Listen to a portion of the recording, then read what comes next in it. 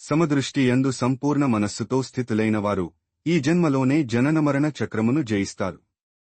వారు భగవంతుని యొక్క దోషరహిత గుణములను కలిగి ఉంటారు కాబట్టి పరమ సత్యము నందే స్థితులై ఉంటారు. భగవంతుని యందే స్థితులై దివ్య ఆధ్యాత్మిక జ్ఞానము నందు దృఢమైన అవగాహన కలిగి ఉండి మరియు భ్రమకు లోను కాకుండా ఉన్నవారు ప్రియమైనవి జరిగితే లభిస్తే పొంగిపోరు లేదా ఏవేని అప్రియమైనవి జరిగితే కృంగిపోరు. బాహ్యమైన ఇంద్రియ సుఖాలపై మమకారాసక్తులు లేనివారు ఆత్మ యందే దివ్యానందాన్ని అనుభవిస్తారు.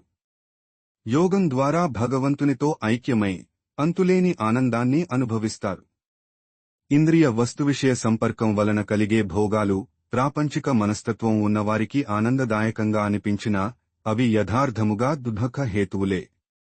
ఓ కుంతీపుత్రుడా, ఇటువంటి సుఖాలకు ఒక ఆద్యంతం మొదలు చివర ఉంటాయి కాబట్టి జ్ఞానులు వీటియందు రమించరు. ఈ శరీరమును విడిచి పెట్టకముందే ఎవరైతే కామక్రోధ శక్తులను నియంత్రణ చేయగలరో వారు యోగులు మరియు వారు మాత్రమే నిజమైన సుఖసంతోషములు గలవారు.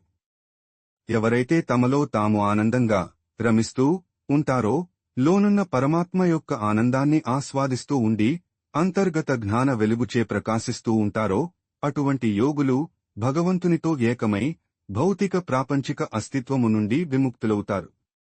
ఎవరి పాపములు నశించినవో, ఎవరి సందేహములన్నీ నిర్మూలింపబడినవో, ఎవరి మనస్సులు క్రమశిక్షణతో ఉన్నవో, ఎవరైతే సమస్త ప్రాణుల సంక్షేమం కోసం నిమగ్నమవుతారో అట్టి పవిత్రమైన వ్యక్తులు భౌతిక జగత్తు నుండి విముక్తి పొంది భగవంతుడిని పొందుతారు.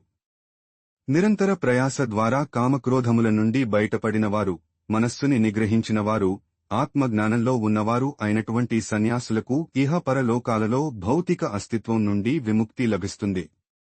అన్ని బాహ్యమైన భోగ విషయముల తలంపులను త్యజించి దృష్టి కనుబొమల మధ్యే కేంద్రీకరించి నాసికా రంధ్రములలో లోనికి వచ్చే బయటకు వెళ్లే గాలిని సమముగా నియంత్రించి ఈ విధంగా ఇంద్రియ మనోబుద్ధులను నిగ్రహించి కామక్రోధభయ రహితుడైన ముని సర్వదా మోక్షస్థితి యందే వసించును. సమస్త యజ్ఞములకు తపస్సులకు భోక్తని నేనే అని, సమస్త లోకములకు అధిపతిని అని మరియు సర్వ ప్రాణుల యొక్క నిస్వార్థ మిత్రుడను అని తెలుసుకునిన పిదప నా భక్తుడు శాంతిని పొందును.